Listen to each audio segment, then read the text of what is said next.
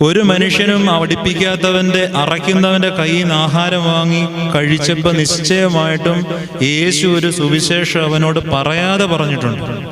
ദൈവം നിന്നെ സ്നേഹിക്കുന്നു എന്ന് പറഞ്ഞിട്ടുണ്ട്. ഈ സുവിശേഷം പറയാതെ പറയാൻ നമ്മൾ ഇനിയെങ്കിലും പഠിക്കണം സ്നേഹമുള്ളവരെ. 2000 വർഷമായിട്ട് നമ്മൾ ഈ കൺവെൻഷനും പ്രാർത്ഥനയും ഒക്കെ നടത്തുവാണേ. ഏതെങ്കിലും ഒരു മനുഷ്യന് ഇതൊന്ന് കണ്ടിട്ട് ദൈവത്തെ അറിയാൻ തോന്നിയിട്ടുണ്ടോ?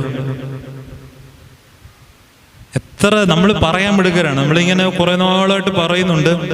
അത് കഴിഞ്ഞിട്ട് വീടിന് മതിലൊക്കെ ആയപ്പോൾ നമ്മൾ നല്ല അക്ഷരത്തിൽ വചനം മതിലേൽ എഴുതുന്നുണ്ട്. ചിലർക്ക് അതൊരു നേർച്ചയായിരിക്കാം, ചിലർക്ക് അതൊരു സുവിശേഷ വേലയായിരിക്കാം. മതിലേലൊക്കെ ഇങ്ങനെ 4 ആൾ കാണുന്ന രീതി വചനം എഴുതിയാൽ ക്രൈസ്തവ പ്രേക്ഷിത വൃത്തി ചെയ്തു എന്നൊക്കെ നിർവൃതി അടയുന്ന മനുഷ്യരുണ്ട്. പിന്നെ ഇപ്പൊ വാട്സപ്പ് വന്നു കഴിഞ്ഞപ്പോഴാണ് ഇതിന്റെ വേറൊരു ഭീകര വേർഷൻ ഇറങ്ങി. രാവിലെ വചനം വെച്ച് ഗുഡ് മോർണിംഗ് അയക്കുക. എനിക്കിതുപോലെ ഇഷ്ടമില്ലാത്തൊരു കാര്യം.